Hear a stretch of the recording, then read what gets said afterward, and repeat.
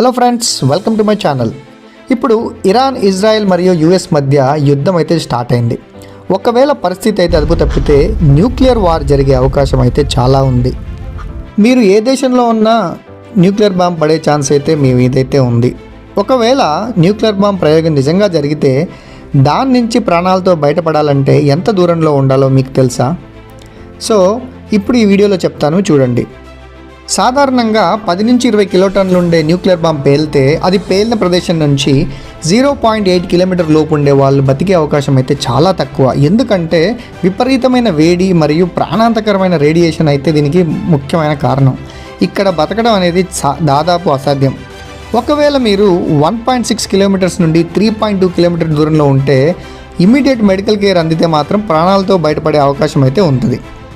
అదే మీరు 6.4 కిలోమీటర్ కంటే ఎక్కువ దూరంలో ఉన్నారనుకోండి, మీకు రేడియేషన్ రిస్క్ అయితే చాలా తక్కువగా ఉంటుంది. బట్ ఇక్కడ ఆ బాంబ్ పేలడం వల్ల వచ్చే నష్టం కూడా కొంచెం తక్కువగా ఉంటుంది. సో ఒకవేళ మీకు నిజంగా ఏదైనా దగ్గర పెద్ద పేలుడు కనిపించింది అనుకోండి, వెంటనే మీరు ఏం చేయండి అంటే నేల మీద బోర్లా పడుకోండి. తర్వాత ఏదైనా మందంగా ఉండే ఒక పెద్ద కాంక్రీట్ గోడ వెనక్కి వెళ్ళి అయితే మీరు జాగ్రత్త పడండి. ఇంకా తర్వాత అంతా కూడా దేవుడి దయ. Thank you for watching this video.